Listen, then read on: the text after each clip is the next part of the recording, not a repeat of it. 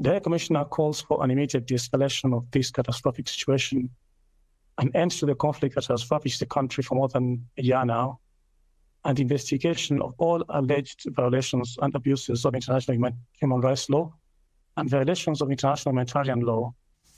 Well, with me here in the studio is Quscondy Abdulshafi, a senior regional advisor at Freedom House. Freedom House, non-profit dedicated to the expansion of freedom around the world. Very good to have you with us once again. Thanks for being with us. I know that you've been closely monitoring the situation on the ground, speaking with people where possible in El Fasher. What are they bracing for, essentially? Thank you, Helena, and thank you for having me. I really appreciate it. Indeed, the attack on Fasher would have a far-reaching and very devastating consequence, and it would really be a new story of the storyline of Sudan conflict, harsher, potentially harsher than what happens in Al Junaina. In the past few days, there's a rising ethnic targeting and rhetoric similar to Al Junaina. This time is against Zagawa minority ethnic groups who are mostly stationed and exist in Al Fasher. And this attack on Al Fasher will have that aspect of ethnic cleansing. The SAF army in Al Fasher are under commander of the former rebel movement leaders who have agreed a peace agreement in 2018, and that deal was to be observed in the SAF. And they are from the non-Arab ethnic groups, meaning that the conflict in Al Fasher is absolutely different than the other SAF RSF conflict in other cities. It has a very key ethnic aspect on it, and that is very much dangerous. If this attack happens, we'll have very far-reaching, devastating and far-reaching consequences.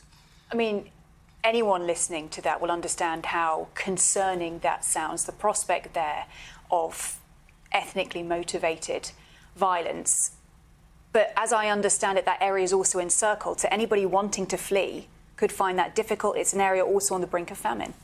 Yes, it is very difficult. There's no way for people to flee. The RSF, particularly the second large city, which is Niala, controlled by RSF, there is a very increased check-in in the interior of the city, and people for the targeted ethnicities are being targeted seriously. So people who are currently in Al Fasher, which recently also thousands of people fled in the past 2 days in the attacks of the mass attack of the cities around Al Fasher by RSF. They don't have any place to flee, and there is nowhere to go. North Darfur is a very desert area, and people, if they rush outside, people can just die because of lack of water to drink. And it is still very dry season at this moment. So it is very difficult for the large number of IDPs living there in the city to find a way to get out of the city. There is no any options way for people to run from. I mean, a desperate situation. I want to talk about what's fueling this, because, of course, we've got two rival generals here, paramilitary forces, government forces. But at the same time, the United Nations has been sounding the alarm about weapons coming in from foreign countries, flying in the face of UN sanctions. How problematic is that? Yes, this is a proxy war in a full terms of understanding of that, particularly both of these actors, and when it comes to the war in Darfur, where dynamics are very clear, RSF is a main controlling the whole region except the Fasher city.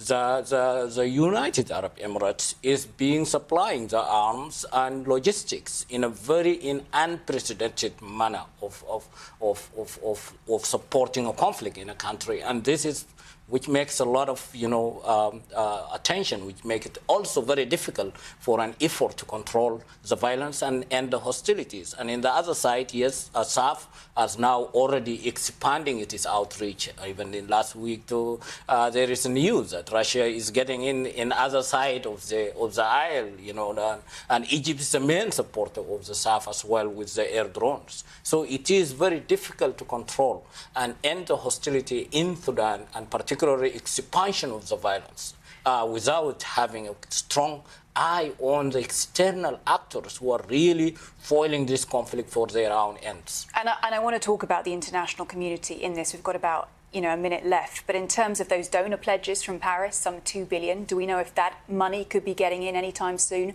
when we know the humanitarian situation is very difficult? The UN's also calling for a de-escalation here.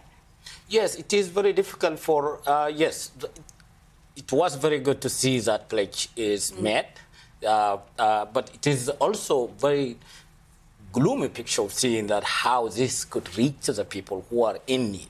There is several very striking, policies from the de facto government in Port Sudan under Burhan, but also from the RSF side, which is like, don't go there, or even the small aid that can come, they have to put conditions. People have to be RSF, and they have to obey to RSF rules to get access to aid. Otherwise, they will starve to death.